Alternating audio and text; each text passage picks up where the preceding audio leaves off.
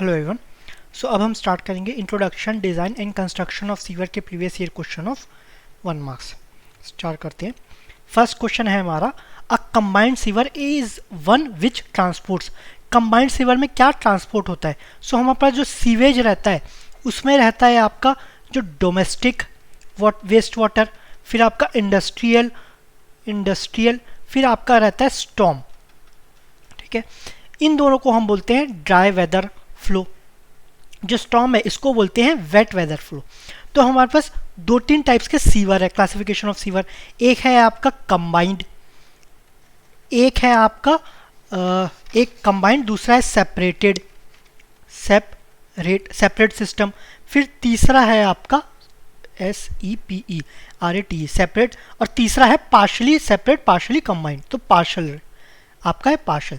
इसमें क्या है, कंबाइंड नाम से समझ में आ रहा है, ड्राई वेदर फ्लो और वेट वेदर फ्लो दोनों को हम ट्रांसपोर्ट करते हैं। मतलब आपका जो डोमेस्टिक, इंडस्ट्रियल, स्टॉर्म तीनों ट्रांसपोर्ट होगा।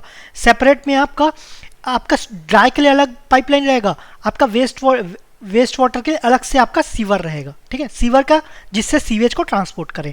पार्शियल में अगर नॉर्मल है, under normal rainfall period it act as separate system. Normal में आपके दो अलग अलग सेपरेट रहेंगे। कंबाइंड में आपका ज़्यादा रेनफॉल होगा तो कंबाइंड एक्ट करेगा। ठीक है, हमें क्या बोला है, कंबाइंड। सो इसमें आपका ड्राई वेदर फ्लो और वेट वेदर फ्लो दोनों को ट्रांसपोर्ट करना है। तो डोमेस्टिक स्टॉर्म वाटर, इसमें इंडस्ट्रियल नहीं आ रहा है। Domestic sewage and industrial waste, इसमें स्टॉर्म वाटर नहीं आ रहा है। डोमेस्टिक सीवेज एंड ओवरहेड ये तो रहता ही नहीं है। फिर आपका डोमेस्टिक हो गया, इंडस्ट्रियल होगा, स्टॉर्म, इसमें तीनों आ रहे हैं डी वाले में। So D is the correct answer. Okay, next question. Next है, the drop manholes are provided in the sewerage system when there is. अब ये सीवरेज सिस्टम क्या होता है, कलेक्शन ऑफ सीवर्स, है ना, sewers. Okay, collection of sewers and network of sewers भी बोल सकते हैं। नेटवर्क ऑफ सीवर्स ज़्यादा अच्छा है, नेटवर्क ऑफ सीवर्स। अब ये सीवर्स क्या रहता है, सीवर्स जिसमें कंड्यूट, जिससे आपका सीवेज को ट्रांसपोर्ट करती हैं। ठीक है, ये आपका सीवर हो गया। ओके, अब ये कब प्रोवाइड किया जाता है drop manhole? Change in alignment of sewer नहीं, change in size of sewer line नहीं, change in elevation of ground level. So drop manholes आपका प्रोवाइड किया जाता है जब आपका एलिवेशन में चेंज होता है। ठीक है, एलिवेशन किसका, ग्राउंड लेवल का एलिवेशन चेंज होता है, तब आपका ड्रॉप मैनहोल्स प्रोवाइड किया जाता है। लास्ट आपका ड्रॉप फ्रॉम ग्रेविटी सिस्टम, ये तो रहता ही नहीं है। Okay, next. At the same velocity the ratio of head loss per unit length for a sewer pipe flowing full to that for the same pipe flowing half full would be flowing full और flowing half full। किसका ratio निकालना है, head loss per unit length. ठीक है, head loss क्या होता है, ये होता है FLV²/2GD, ये रहता है। अब head loss per unit length बोला है, head loss per unit length, तो ये क्या हुआ, FV²/2GD। ठीक है, F क्या है, आपका फ्रिक्शन फैक्टर, ये तो आपका पाइप के ऊपर डिपेंड करता है, पाइप के मटेरियल के ऊपर डिपेंड करता है, तो कांस्टेंट रहेगा, सेम पाइपलाइन है। सो आपका 2G ये तो कांस्टेंट ही है। डी डायमीटर ऑफ पाइप, ठीक है, दो तो सेम पाइप है तो डाया भी कांस्टेंट होगा। मतलब HF/L इज प्रोपोर्शनल टू आपका V²।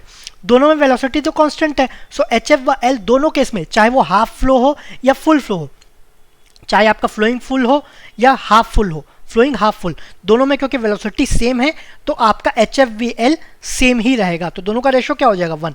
So C is the correct answer. Next question.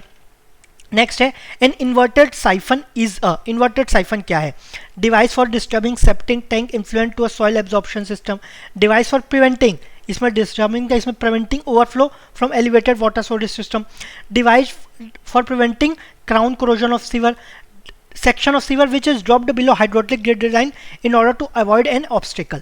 अच्छा, अब इसमें क्या है, जो इन्वर्टेड साइफन रहता है ना, सपोज आप कोई भी साइफन प्रोवाइड कर रहे हैं, इन्वर्टेड साइफन है, सीवर के बारे में बात कर रहे हैं। सो सीवर के केस में सपोज आपका सीवर है, ये आपका एक जगह से दूसरी जगह ट्रांसपोर्ट कर रहा है, लेकिन यहाँ पर कुछ डिस्टर्बेंस आ गया, सपोज यहाँ पर रिवर हो गया।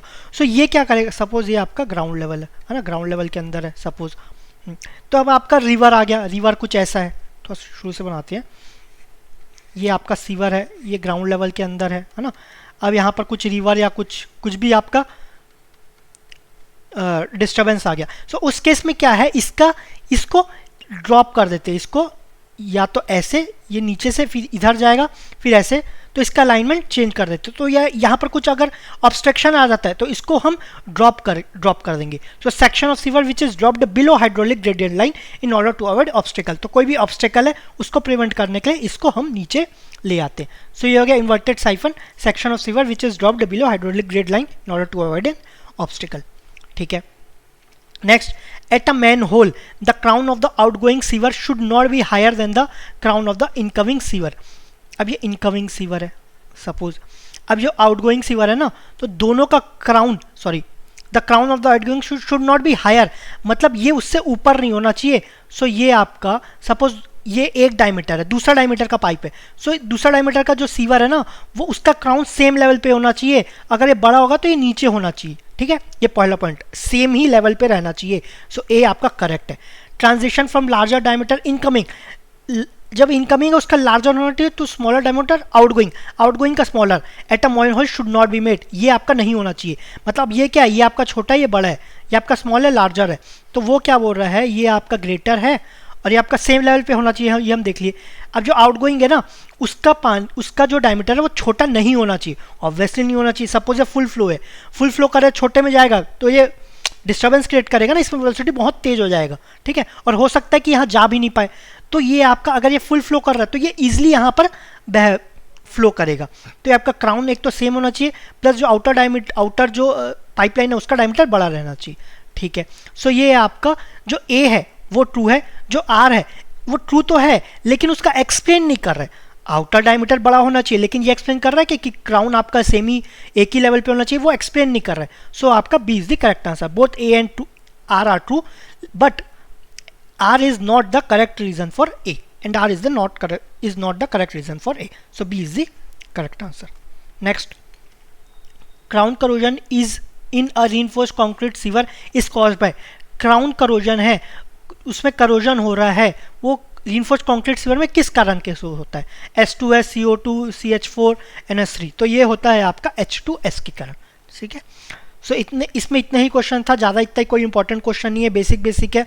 अगर आएगा भी, ज़रूरी नहीं आएगा, वैसे चांसेस कम है, अगर आएगा तो 1 मार्क से ज़्यादा का नहीं आएगा। ठीक है, ये थ्योरी में, आपका न्यूमेरिकल में जो है आपका जो डिज़ाइन है उससे 2 मार्क्स के आएंगे। ठीक है, थैंक यू वेरी मच।